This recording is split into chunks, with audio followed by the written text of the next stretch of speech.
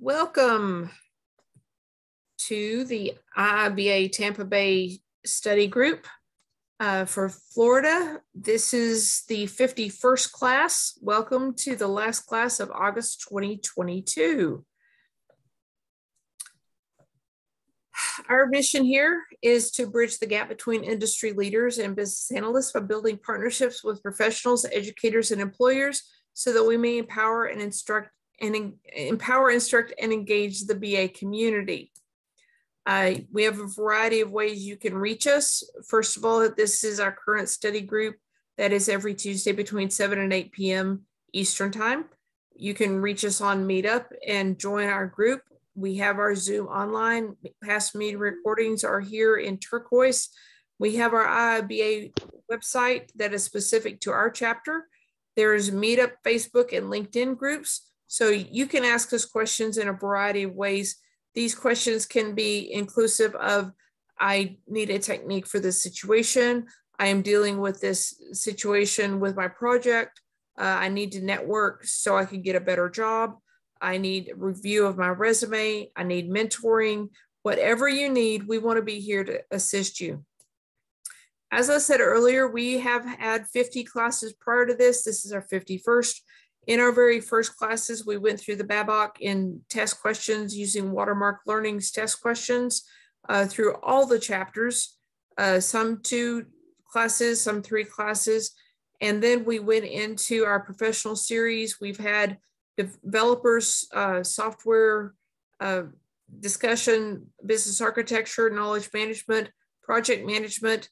And last week we had Matthew Green here to talk about Agile, Scrum Master Product Owner, and I've invited him to come back because not only did he do a fantastic job when he was here last week, we have more questions and there is more to be discussed. Later in our series, we're going to go back to the Watermark Learning test questions, start at the very beginning again, go back through the basics and get more deeper into some of these test questions. The conversation that we have whenever we go through these test questions is really what makes it valuable because each of us has a different perspective. And sometimes we're able to point someone's attention to a specific word that changes the understanding of the question or the answer, or this answer cannot be correct because of this reasoning. And it helps us all grow by having those conversations. Our organization is run by volunteers. Our board is led by Cliff Gray as our president. Lori is our vice president of finance. Caitlin and Priscilla are board members at large. My name is Thea Raisins. I am the vice president of career and professional development for our chapter. Should you need to reach me, my LinkedIn profile is the best way to reach me. That way I don't lose you amongst my email. We do need additional board members. If you're interested in giving us, say, 5 hours, let us know. If you want to be a board member that's one of our title positions, let us know. The more board members we have, the better we are, just because whenever you help one person, you help everyone. And so being a board member not only helps you get experience being a board member, it helps you participate in the health and the maturing of our chapter. And you might be able to make a network connection with someone that you help them, they help you, we're all better for it. Bob Churchill is our CBAP in residence. He is online with us right now. Bob has created a website that has awesome content. It's not just about business analysis. It is also about Lean Six Sigma, mechanical engineering, process management, a wide variety of things. And he's got many, many articles that he's written to help us understand and get deeper understanding of some of these things that are interchangeable. He's also available at this email address right here. I want to celebrate the wins. Tish Bell recently celebrated the completion and passing of her ECBA. And if you have completed one of your certifications while you've been a member of our chapter, our study group, please let us know. We want to celebrate with you. As I said, Matthew Green was here last week. He's joining us here again. I would love to say that I was smart enough to just invite Matthew twice, because whenever he left last week, I was thinking, I've got so many more questions. but I invited someone else. They called me at the last minute this morning. And so I had contacted Matthew and said, Matthew, could you come back and teach us again? And he was very kind enough to consent to come back. And so I'm going to turn the screen over to Matthew and let him show us the presentation that he used last week. And we're going to go into some just question and answers so that we can get deeper into the understanding of Agile, how BAs need to understand the different roles in Agile, and what we can do to be better BAs in an Agile environment. So I'm stopped sharing. Matthew, I'm turning it over to you. Make sure I find the right one. That's the right one. Okay, so everybody should be able to see the wonderful, wacky world of Scrum screen. That's it. So thank you for having me back. So based upon the little bit of conversation that Thea and I were able to have this morning, we've already gone through all this deck. There's nothing that you haven't seen, but what may make more sense is for us to take a deeper dive into the roles. Because one of the things that we talked about last time was, where does a BA fit in, and what are some of the career pathways for a BA moving up into the product owner family, or maybe even moving up into the Scrum Master part of the roles on a team, being the two most likely. But maybe it's a good idea for us to take a deeper dive into what do each of those two specific roles do, since they're unique roles on a team. There's only one person on a team that has the Scrum Master or the product owner role. So let's deep dive into those. Let's make this as interactive as possible. There's not a set talk track here. I'm going to give you a high level, and I'm going to start with the product owner, and then let's just have a conversation and ask some questions so that we can really deepen our understanding of these roles as it relates to Scrum. So product owner, who are they and what do they do? So the product owner owns the backlog of work that could be done, not necessarily that will be done, but that could be done by the team. They're responsible for prioritizing it to reflect the value to the business of the work in that backlog. We want things that are more valuable to be prioritized ahead of things that are less valuable. And they're responsible for being the voice of the customer to the team when the team doesn't always have access to the customer. So it's three really sort of competing type of things. It's not about telling people what to do. It's about telling people what's important. To be able to do that, you have to be able to put it into the right terms. If you'll remember from our last conversation, we talked about user stories and how they're a reservation for a conversation and how they differ from requirements. So their job is to make sure their job isn't to write all the stuff that goes into the backlog, but they're responsible for making sure that the things that are there are still valid, that they are still valuable to the business, that they are complete and are able for the team to have a conversation about them and move them towards eventually delivering work. So whenever a team has a question about what's really important here, or what does this mean, a lot of times it's the product owner who's going to be answering that. As BAs, you're going to be in a position that you can probably answer a lot of these questions because of your business domain knowledge, like we talked about last time. And so that's a place that you can either assist the product owner or growing into being a product owner, or help the team understand that without necessarily having to go back to the product owner, just all depending upon your team dynamic.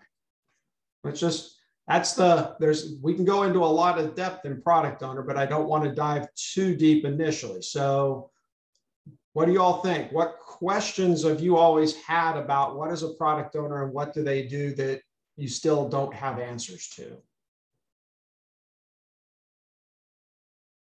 You're on mute, Thea. Thank you. Can you start with what the difference is between a product owner and a business analyst? Because a lot of people say, well, business analysts can be product owners, but there's some additional responsibilities, correct? Yeah, so what I like to tell people is the product owner's superpower is to say no. It's true. And we never say no. But so if you get back to Agile principles, there's my favorite one. Principle number 10 says maximizing the work not done is essential. And that starts with the product owner. And I think that's probably one of the key differences between a business analyst and a product owner. As a business analyst, a lot of times what we're focused on is how do I take the thing and convert it into something that somebody else can consume? You're not necessarily making business decisions about, is this the right thing to do? You're making more decisions about, based upon the decision that's already been made, how do we make sure that everybody understands it, and how do we make sure it's clear, and how do we make sure that we're describing things accurately so that work flows through the system. But a product owner is responsible for making decisions about what will be done and what won't be done. One of the things that I heard somebody say a long time ago that's always stuck with me is be careful. It basically boils down to be careful with your yeses. They're more dangerous than your nos. When you say no to something, you've said no to only one thing. When you say yes to something, opportunity cost kicks in, and you've actually said no to many things when you say yes. So no's are far less dangerous than yeses. That's awesome. So that's to me the high level. There's a lot of shared traits and characteristics that both of them have. Both a BA and a product owner have business domain knowledge. They're able to speak with the voice of the customer. I think that a BA can do that as well, because they have to have that intimate understanding of what the business goals are and the business domain knowledge. But the real differential is that one about the decision making. And keep in mind, if you go back to the PMBOK and you get back into the iron triangle of project management, where you can have it good, you can have it fast, you can have it cheap, pick any two. There's still a triangle in the way we think about it in Agile, but instead of pick any two, it's always a balance. So you want things to be valuable. The business, it has to make sense from a business value standpoint. It's got to produce the right business outcome. Product owners, that's their primary responsibility. Then there's feasibility. The product owner has to understand how feasible something is, because that's a counterweight to value. If it's valuable, but it's going to cost me $10 million to build, it may not be the right thing to do. And then the third one is usability. Is it usable? Can my customer understand it? Can they use it? And every decision a product owner is making is trying to strike some balance between those three things, so that we can have the right balance, so that we're getting good value that makes our customers happy, that our developers can build. And it changes every time you look at something. So you have to be a good product owner, you've got to have some understanding of feasibility and the technical aspects of the products you're building. So it's building on some of those other skills. That's probably the other differential, is they're the people that get to make the trade-off decisions.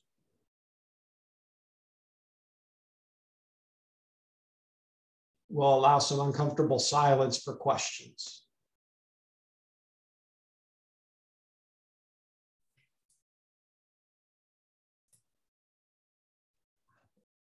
Hello, I have a question. Sure. So in case there is, first question is, have you ever experienced mixed roles, Scrum Master and Product Owner in one person, and how is that, how to manage that? And the second one, in case the project doesn't have Product Owner but has Scrum Master, basically what's better, to have a Scrum Master or to have a Product Owner, if you need to have only one? So short question. So first question is, yes, not only have I seen it, I've been both the product owner and the Scrum Master for a team. I'll tell you that my experience combining the Scrum Master and the product owner is the worst pairing possible. Because as the Scrum Master, you're also supposed to help protect the team, and it's hard to protect them from yourself. And I can tell you from a Scrum Master perspective, sometimes the most protecting that I've had to do for a team is to protect the devs from their own product owner, because that happens. You get the pressure of the business, and you get the pressure of we've got to deliver, and you get the pressure of more and more and more, faster, faster, faster. And that's a hard conversation to have with yourself in the mirror. People start looking at you funny. So in the end, you will pick up one. I mean, you will be leaning to one. And what I'll tell you is that what ends up winning out is the product owner, and it comes at the expense of the team's environment, because what you become is you become a tyrant. More often than not, that's the outcome. You kind of are using your Scrum Master things to support your product owner role. Well, you actually, the product owner shoves the Scrum Master you into a closet and locks the door and doesn't let you out. And the product owner becomes a tyrant to the team and forces them to do other things. If you can only have one, sort of your second question, I would say have the product owner. And then instead of having it, because I think really the question is can you only have one? I think the question is, especially in some enterprise organizations, especially in the Scrum Master position, it's like, what do we need this person for? It's head count that we really can't see the value in, because a lot of what a good Scrum Master does is invisible outside the team, because it's so centered in the team. So if that's the case, I would rather see the team ask one of the devs to take on the Scrum Master role and have a good product owner, because teams will starve to death without a good product owner, because there's no good source of work that's leading us towards that overarching product goal. There's no voice of the customer, and teams end up feeling like they're lost in the woods and wandering around, because that product owner is really the one laying the breadcrumbs to figure out where we're going.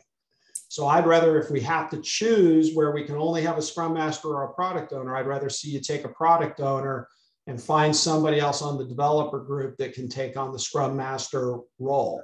That's an interesting juxtaposition too, because in today's times, these are being seen as jobs. Somebody's job is a product owner. Somebody's job is a Scrum Master. In the original implementation of Scrum, these are roles. This is something somebody does. It's not necessarily a job description in the HR system. But we sort of have evolved into that. A lot of Scrum, in my own organization, I have people job titled as product owners, but they're fundamentally product managers, because not only do they take care of the product owner responsibilities inside their Scrum teams, but they also have to take care of all the stuff that surrounds it. Launch plans. Do I need to do user training? How do I do all those things that also revolve around a product launch, which is more the role of a product manager in modern world, but they also still need to feed the team and keep the backlog and do all those other things. And it becomes very challenging.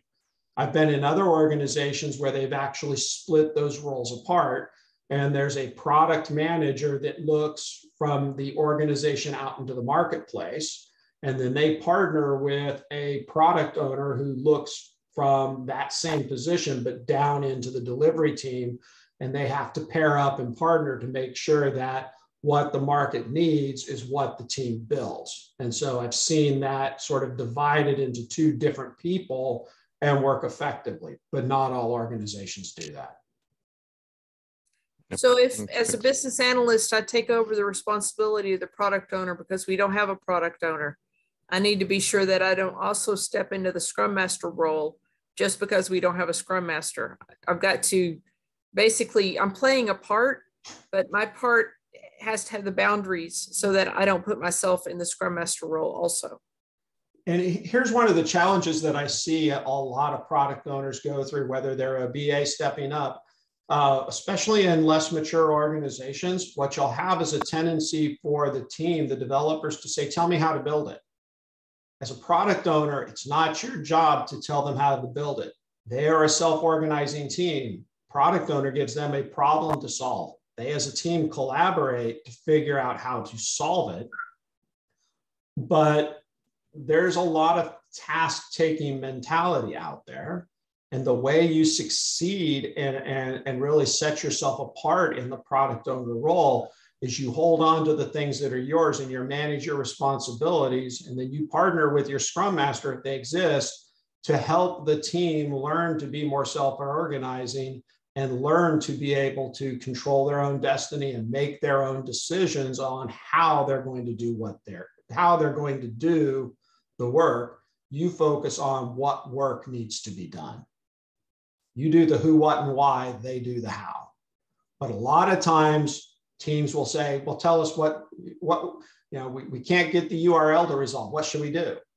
It's not a product owner question. And a good product owner should push that back in a very kind and gentle way.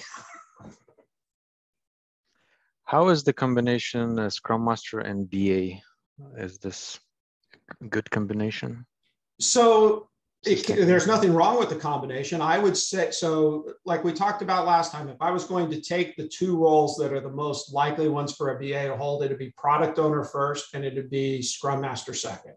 So here's how to think about a Scrum Master. As a Scrum Master, my accountability, I diverge from the Scrum Guide here a little bit. So the intent of the Scrum Master position was to be the person who understood Scrum and taught it to the team and the organization. They also have to support the product owner and help the product owner learn how to do their job. And if you pay them enough, they come to your house and paint it every other year. But really, I think my concept of a Scrum Master has evolved from that. So I see the Scrum Master as the coach for the team. Their primary function is to help the team learn to self-organize. Because at the bottom of all of this is that if the team is not self-organizing, it doesn't matter what the product owner and Scrum Master do, it's going to topple under its own weight, because the power of Agile and Scrum is harnessing the power of that self-organizing team where the number of minds is great, where we have more brain power than the sum of the number of minds. And some teams just struggle with that. And that's what a good Scrum Master does, is a good Scrum Master teaches that team how to self-organize. Both of these roles suffer from an anti-pattern of dictatorship. It's very easy for both the product owner and the Scrum Master to sort of assume the boss of the team role, both from a team point of view as well as from outside. The best Scrum Masters are masters of asking questions to get people to think about the problem in front of them differently. They help the team break through whatever the paralysis is that they're in and ask questions to open up ways of thinking that they may not have considered. Yes, there are some things that are really easy from a Scrum Master standpoint. The network folks haven't given us the access that we need. So you're knocking on doors and saying, okay, when am I going to get the access, and managing that so the team hasn't. But that's not really the critical skill set. The critical skill, yes, you're going to remove barriers, but 90% of barriers that I've ever found on a team are within the team, not external to the team. It's their own self-limiting beliefs. It's their own unwillingness to look at alternative ways of solving the problem. And that's where the best Scrum Masters shine, is that they are able to get in front of those teams and ask them the right questions to give those aha moments so that the team can find success.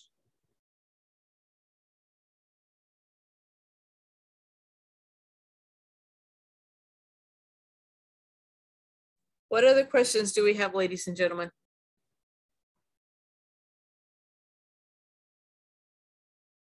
Can I have another one?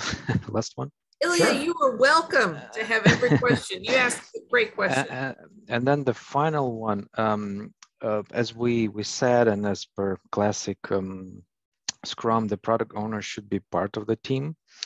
But I witnessed that the situation when the Scrum Master is together with the team, tech team, but the product owner is named a little bit different, but actually it's the role of product owner is kind of with the business team. So he or she is not part of the tech team, but it still joins the call, still gives the requirements, user stories, and drives it. but it's like not belonging to the team. Do you have such experience? Like, how is that effective and how to tackle that effectively? So it's not so. There's this may take a bit because there's multiple things to peel back here. So one, let's start first by understanding what is a team. Okay, because if we don't understand what a team is, it's hard to say who's on the team and who's not on the team. Rough definitions, what I say is a team is a group of people who are pursuing a common goal.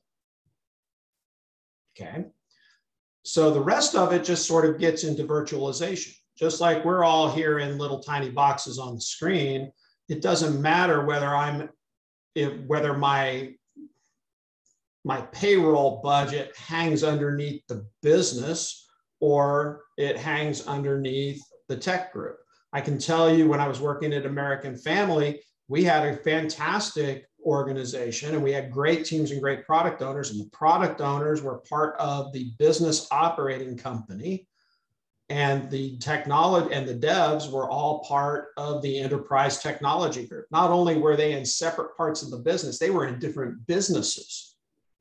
My product owners worked for a group called Main Street America, and my developers all worked for American Family. So you not only had, you had different leadership all the way up to the enterprise level. So, but that made that product owner closer to what are the business problems are we having to solve, and that's invaluable. What we have to get to is we can't allow, it's a virtual team. It's not an org chart team. So we have to, I think in the SAFe world, Dean Leffingwell calls it the network, and he calls it the business operating system, that it's different from the hierarchy. The hierarchy is how we organize, because hierarchies are great at managing people. But what you see when you actually try to get things done is that you have to have people cooperating from all different parts of the business, from all different parts of the organization to truly be successful. So we have to be willing to sort of say, okay, while the org chart says you belong here, if you're going to be our product owner, you're part of this team, and you have to make your decisions based upon what's best for the team, not you personally. And that's the sticky wicket, as my friends who play cricket say. And that's hard for a product owner. In what way, Matthew? You have to tell no to power. Gotcha. And that's from a skills development standpoint. Learning how to tell no to power is a wonderful skill to master if you're interested in building your own career, because you can't just roll over on everything that comes. You've got to be able to say, no, this isn't the right choice, and this is why. Because remember, the whole thing that we're talking about here is built on the idea that the people closest to the work have the most knowledge and can make the best decision of what the right thing to do is. And typically, when we have to say no from power, just to go a little bit over the top, it's somebody in an ivory tower that has an idea that they think is great, but they're nowhere near where the action's happening. And they just believe that their idea has to be the best because it's their idea, and it gets forced down the org chart. That's where product owners have to stand up and say, no, you won't. One of the things that I learned early is if you're not sure who your product owner is, look for the person who can say no and it sticks. Because regardless of who has the role, that person is the effective product owner. I've worked for organizations where that person was the CEO. It's an awful lot. That puts an awful lot of load on the CEO's plate because he's unwilling to put the trust in his people to make good decisions. I had recently an experience that our product owner was an associate director. So they weren't involved in 90% of our meetings. They didn't get the details. They didn't hear the reasoning. They weren't hearing from the SMEs.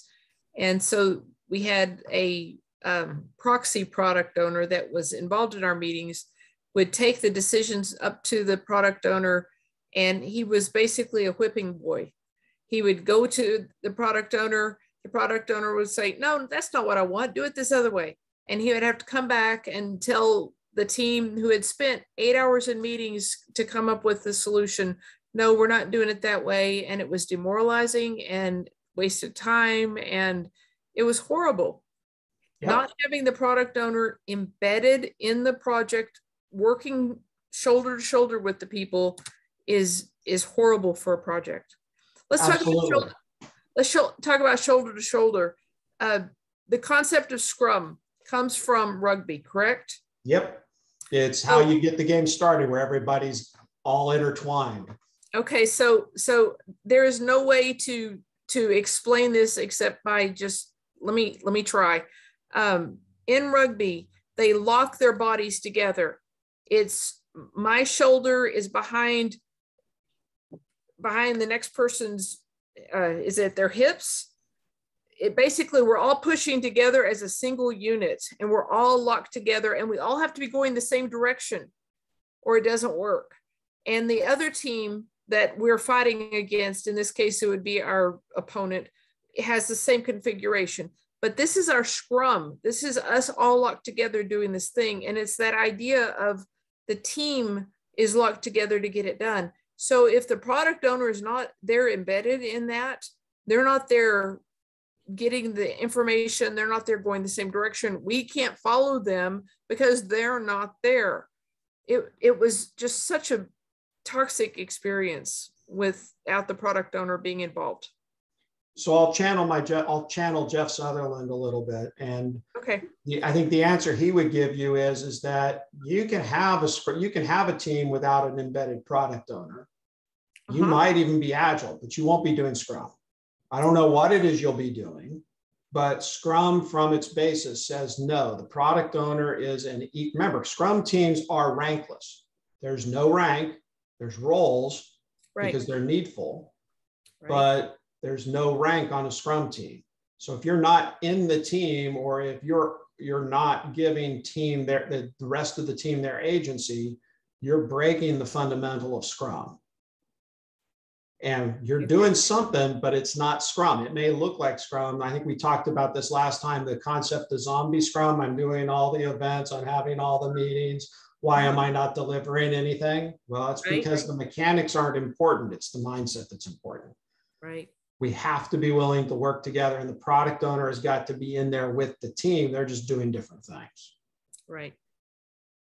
So there's the product owner, the Scrum Master, and everyone else is part of the team, whether they're developers, business analysts, QA, whatever. Yep. Yes, Robert. I was going to ask, first of all, I love everything that you're saying. If everyone knew this subject as well as you, people wouldn't think Scrum or Agile are mostly a scam. So what kind of problems do you see out there that really make people angry? And what do you see in teams that don't work, and processes that make no sense and end up disaffecting teams?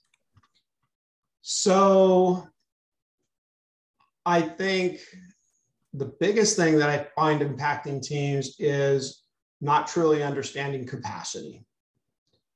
Because this gets us, so I'll take it back to Agile principles, and it's the sustainable pace principle. We should be able to perform on a sustainable pace indefinitely and manage delivery. I think one of the most noxious things that affects the morale of teams is yes, you've got your sprint planned, but we also need whatever the UG is. And it's always an additive. It's never a trade-off. We say that we should be able to welcome change and harness it for the customer's benefit, but we never talk about trade-offs. And so I think a lot of teams feel put upon because Scrum is seen as a just another project management tool. And while it has elements of project management into it, it's not just a project management technique. It's not paint by numbers. So in short, most people don't do what the best practice is or designed to do. Yeah. Here's the other thing that I see on Scrum teams that I think is, so the other problem that I would say is that every organization that I've been in tries to do just enough Scrum versus start with the framework as written.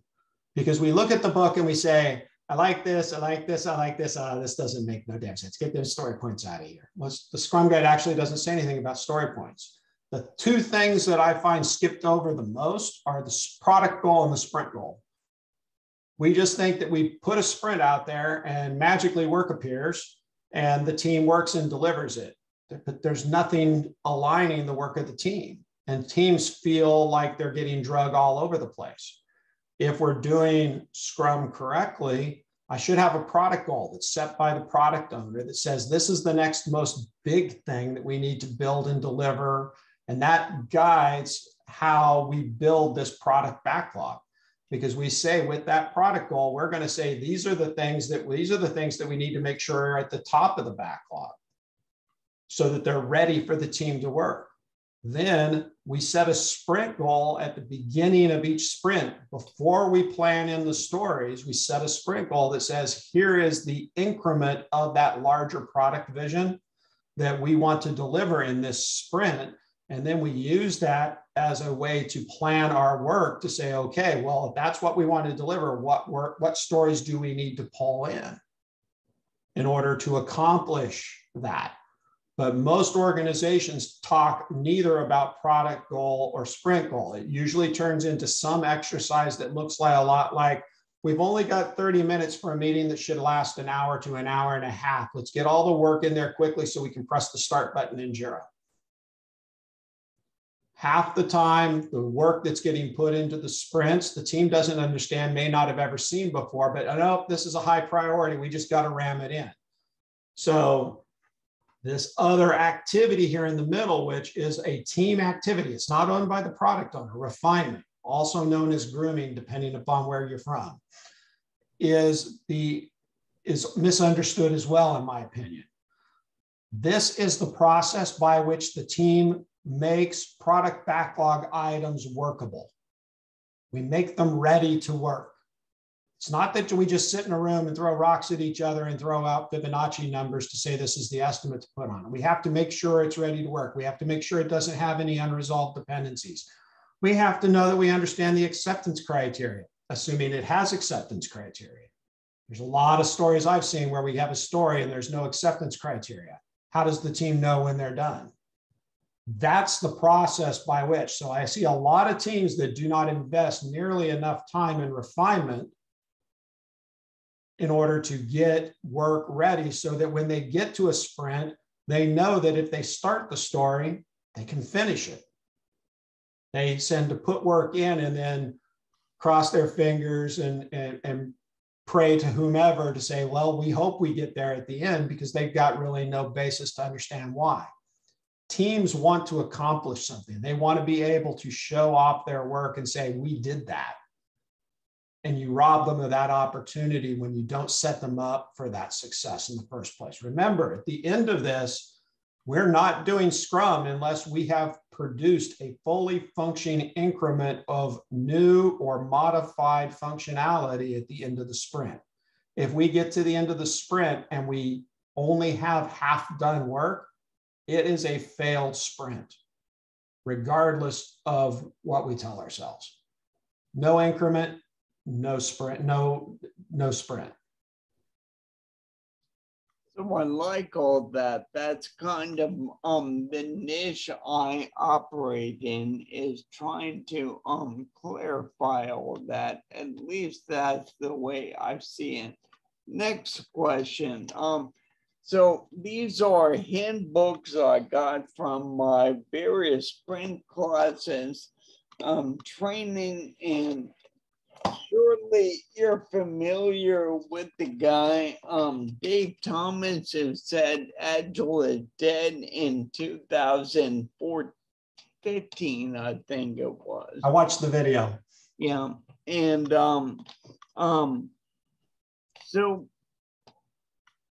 he would agree with everything you were saying, but I have another observation, and that is that a lot of stuff that's in these books doesn't touch on that. It's about other programming practices that are good stuff, but aren't really about Agile. So go ahead, finish your question, Robert. Well, I was just going to say, how do you feel about that? I mean, it's kind of the consultantization in making a cottage industry out of some otherwise pretty good practice. So I've got an answer for that, but I saw that Cliff had his finger up, and I just wanted to make sure he's not trying to jump in on this one. You're on mute, Cliff.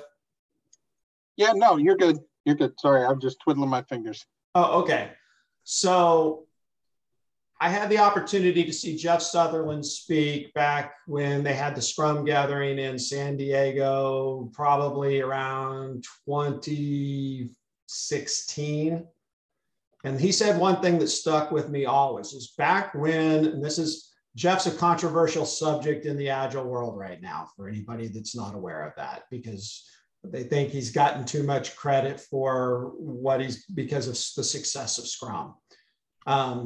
What he said in that keynote was, when we were talking about the manifesto, there were really two practices that were of any in any implementation. One of them was Scrum, and one of them is XP.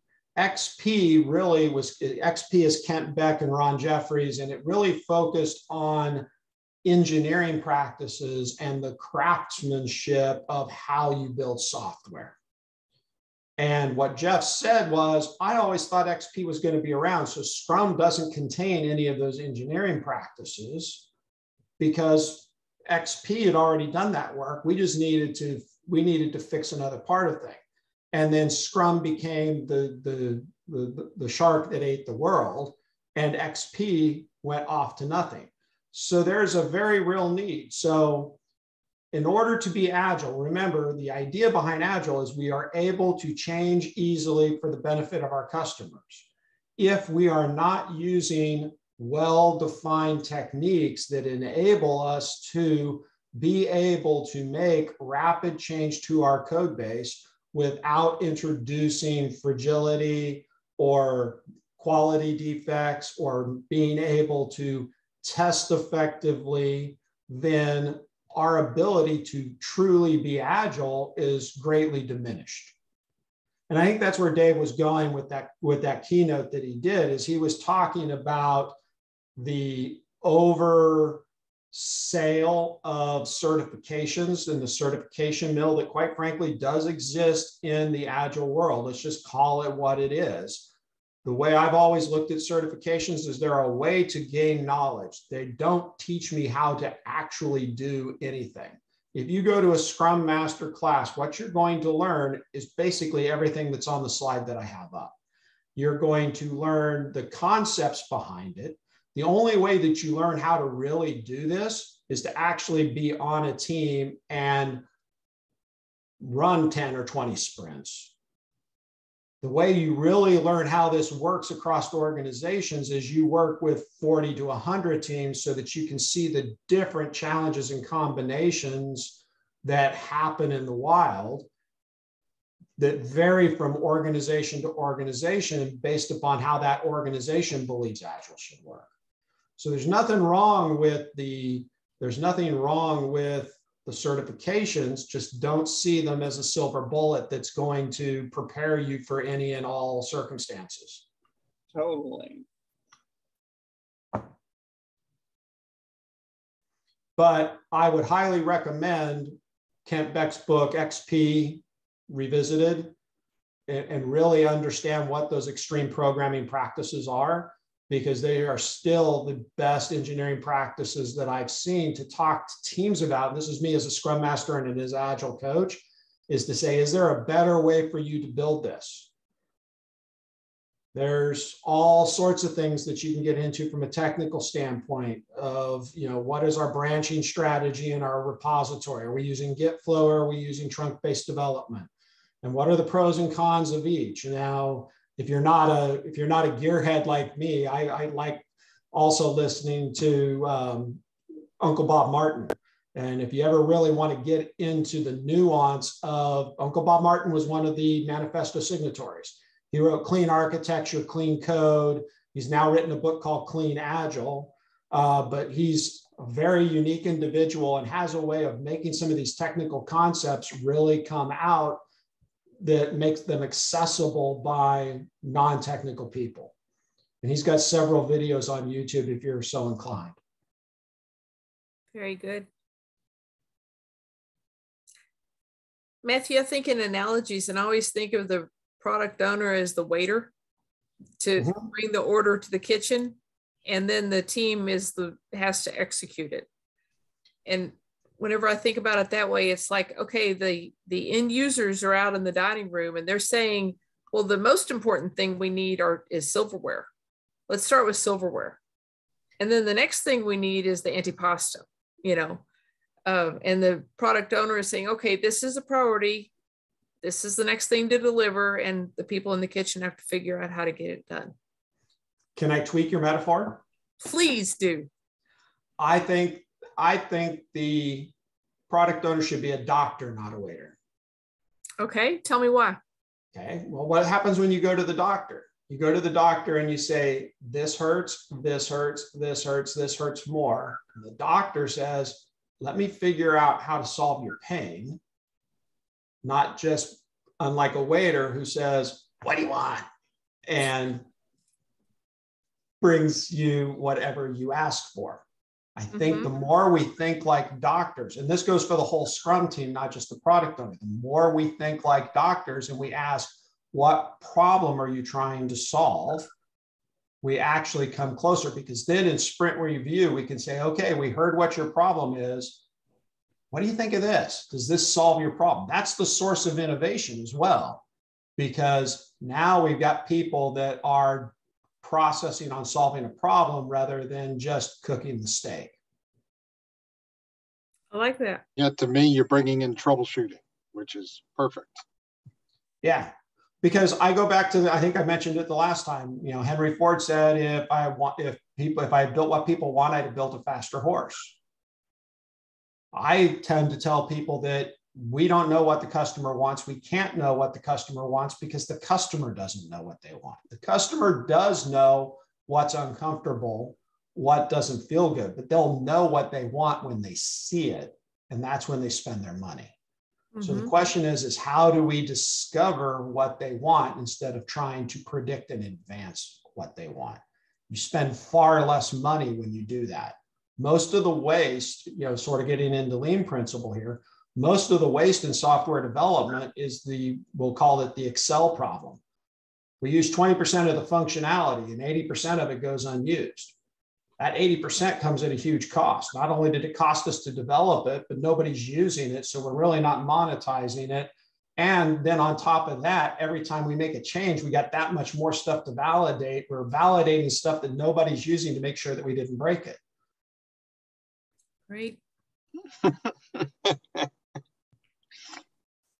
Okay, ladies and gentlemen, we are down to our last 10 minutes. Please ask your questions. We've got this excellent here. Bless you, Bob. The questions tonight have been great, y'all. We've got an awesome group here.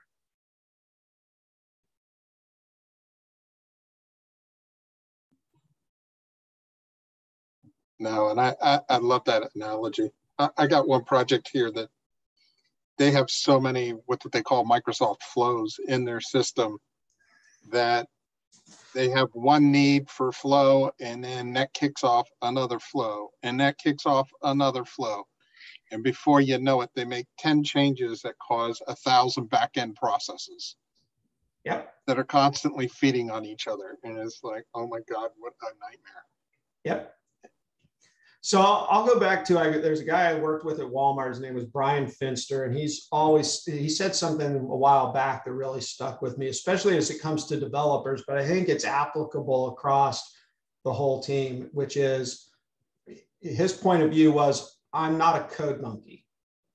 I'm a business person and I solve business problems with code. Mm-hmm. And I think especially in our IT-centric world, it becomes such of a black box that we just sort of say, build it. And part of our job, if we're going to be agile, part of our job is helping the organization understand some of these concepts and find that they can get quicker solutions to their problems by thinking about their problems differently and being walking, talking examples of the same mindset that we want others to have. In fact, I'll tell you that when I've gotten kudos in my career, it's been my ability to walk the talk and be that demonstration of agile values and principles, because that's what helps people learn to do it. It's like anything else. If you don't make a commitment to it, it won't get done. And you know, the definition of a habit is something that sticks under pressure. So that's really the thing that I have to watch myself the closest on, is that when the heat is high and the deadlines are on and the executives are yelling and screaming for people's heads, do I still hold to my values or do I revert to what they're asking me to do? Yeah. And I can tell you, I still fight that battle today in my current role. You know, I'm not down in the weeds like I used to be. And so I will report to the C-suite, and I'm getting a lot of heat some days saying, why aren't we doing this? But I've got to stick to my values, because as a leader, and this sort of goes into the agile part of this as well. As a leader, my most important function is setting alignment. I need to create a clear and convincing future of where we're all headed and keep the BS out of people's way from getting there. But I've seen a lot of organizations struggle from that lack of alignment because leadership isn't willing to set clear and convincing targets that are meaningful to the people doing the work. It's a little outside the agile space and into the leadership space, but still applicable. Yeah. It's true. What other questions do we have for Matthew? You've got 15 participants here. If you're talking, Robert, you're on mute.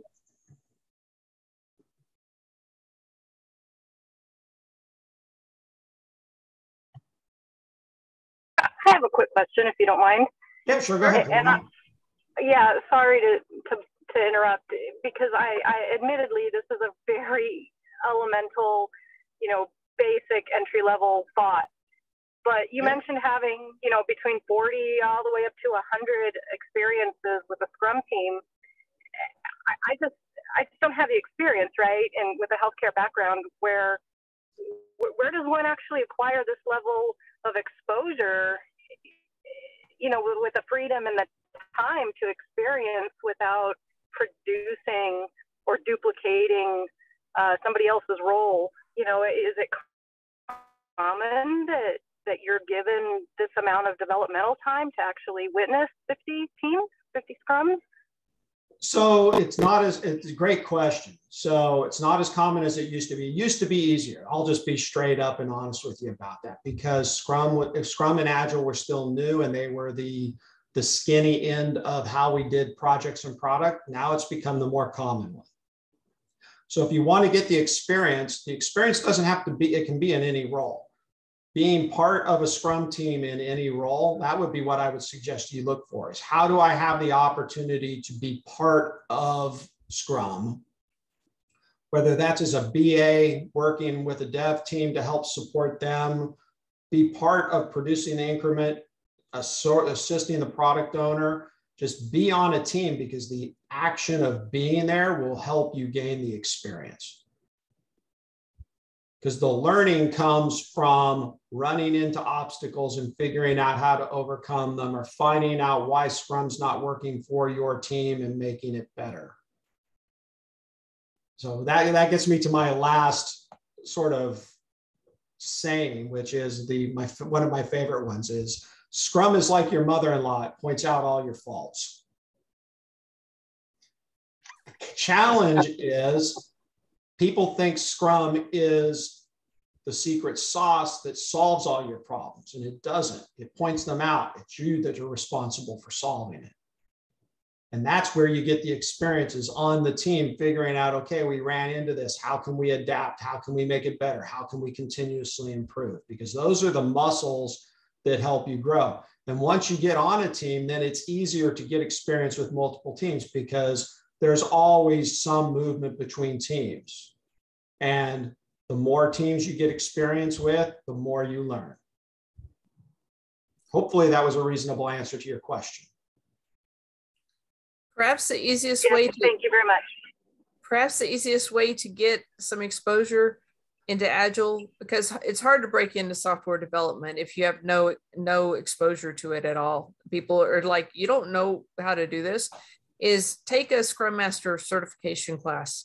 Mm-hmm. There are a wide variety of them. And I'm going to tell you, as Matthew pointed out earlier, you can take a class that's a weekend and get Scrum Master certification, or it's a 6-week class with much deeper depth, totally different content.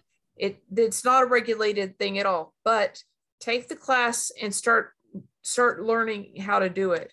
And if you can volunteer for an organization that you can be a Scrum Master for, or just be part of their team, just put yourself in that experience and gain the experience.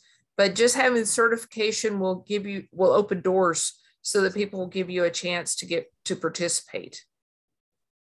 Also, all these Scrum organizations have tons of videos, and I'm sure there are tons more online. Mm-hmm. And they talk about all kinds of areas that are kind of Scrum related, business related, leadership, communication, technical stuff, programming practice. They really cover the gamut. And I actually did a webinar on some of these after listening to 30 or 40 hours of such material when I recertified last time. So there's tons of material out there, and you just listen to one of the best practitioners I've ever encountered in this space. So there's also an incredible podcast network out there. If any of you are podcast listeners, I would highly recommend the Metacast with Bob Galen and Josh Anderson. I'd recommend the Deliver It, which is more about product ownership. Well, I can't remember the guy's name, but if you look for the Deliver It cast, there's Agile for Humans. There's an incredible podcast network out there of Agile topics where there is just a ton of free content that can really get outside of the certification training and help you learn through others' experiences. Right. Matthew, if you were going to suggest an association, would you suggest Agile Alliance, Scrum Alliance? If they have to start somewhere, where would they start? So be cautious, beware of what I will refer to as Scrum snake oil, because Scrum has become so popular. There are providers out there that are not as good. I would tell you that the person who teaches your class is more important than the organization that sponsors the certification. So please pay attention to reviews. And if you've got a question about whether some of the good instructors are, I'm available on LinkedIn. Please ping me. I'd be happy to answer those types of questions. Personally, all of my certifications are through the Scrum Alliance, but when I got started, the Scrum Alliance was the only game in town, so I sort of stuck with them. I would tend to recommend Scrum Alliance or scrum.org. There is Scrum Inc. now, which is Jeff Sutherland's company. So at least it's reputable in terms of the guy that wrote the framework is the guy that owns and they're all going to do a decent job of teaching you the right way. I'd beware outside of that. I think the PMI ACP is probably a good starter certification as well, which is probably a little bit more closer associated with what you guys are familiar with from a business analyst standpoint. I don't agree with everything they say, but it's not completely off the kilter. But be cautious of what I would call as Scrum certification diploma mills. Yeah, absolutely. Okay, we are at time, and out of respect for everyone's time, I try to end on time. Thank you so much, Matthew. As Robert and Bob said, you are one of the best speakers and practitioners we've had on here. And thank you so much for coming back to give us the second week of more in-depth understanding of this. And thank you for being available on LinkedIn for people to reach out and ask questions. Guys, if you haven't linked with him, if you haven't engaged in the content that he's provided, do so. If you need a copy of it, I have a copy of it. Send me a request on LinkedIn and I'll send that out to you. And we will see everyone here next week. Thank you again. Thanks all. Have a great night. All right. See you guys next week.